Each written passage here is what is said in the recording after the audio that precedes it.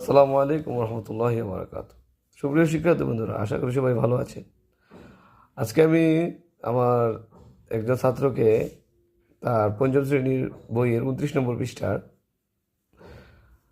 5 নম্বর অঙ্কটি করাবো। সেখানে লেখা আছে যে 334টি আম 15 জনের মধ্যে সমানভাবে ভাগ করে দিলে কয়টি আম অবশিষ্ট থাকবে। এটাকে দুইটাভাবে করা যায়, ঐচ্ছিক নিয়মের সাহায্যেও করা যায়, আবার ভাগ পদ্ধতিও করা যায়। দুটোটাই ভাগ পদ্ধতি। একটা হচ্ছে ঐচ্ছিক নিয়ম, অর্থাৎ যে নিয়মের সাহায্যে আপনি এক এককের মান আগে বের করতে হবে, তারপর বাকিগুলা। আর এটার সাহায্যে আপনাকে এক এককের মান বের করতে হবে না, আপনি সরাসরি অঙ্কগুলো করতে পারবেন। এভাবে আপনি ভাগ করতে পারবেন। আবার ওই যদি আমরা অন্যভাবে চিন্তা করি, যেমন এটাকে যদি আমরা এভাবে লিখি,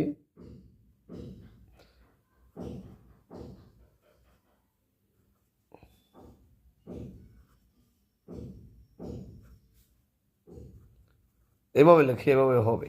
তা আমরা এভাবে দিয়ে বোঝার চেষ্টা করি। যেমন 15, এইদিকে যদি 2 ঘর থাকে, আমাদের এইদিকে 2 ঘর নিতে হবে। তো এইদিকে 2 ঘর আছে, এইদিকে 2 ঘর নিলাম। তো এখানে 15, এখানে 33। এবার 15 33-এর মধ্যে কতবার যায় সেটা আমরা হিসাব করব। 15 নামতা পড়ি, 15কে 15, 15 দুগুণে কত বলো? 15 দুগুণে 30। Very good. তো 15 দুগুণে 30 দুইবার গেছে, আর এখানে লিখবো আমরা 30। 15 দুগুণে 30। এখন বাকিগুলো হচ্ছে আপনি বিয়োগ করবেন। কি করবেন? বিয়োগ। এখন বলেন তো ভাই, 33 থেকে 30 চলে গেলে থাকে কত? 3 থাকে। 15 3-এর মধ্যে কি যায়? না। ওই দিয়ে অবশিষ্ট 4 আছে, ওইটা নামাবো নিচে। এখন বলেন 15 34-এর মধ্যে কতবার যায়? 15 15, 15 দুগুণা 30, 2বার যায়। এখন কি করবেন? বিয়োগ করবেন।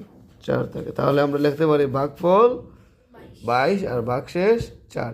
এইভাবে আপনি করতে পারবেন, আবার এইভাবে আপনি করতে পারবেন। As a wish. ভাগের অনেকগুলো পদ্ধতি আছে, আপনি চাইলে দুইটা পদ্ধতি থেকে যেটা আপনার কাছে ভালো লাগে সেটাই আপনি ইউজ করতে পারবেন। আসসালামু আলাইকুম রহমতুল্লাহি ওয়া বারাকাতুহু। দেখা হবে নেক্সট ভিডিওতে।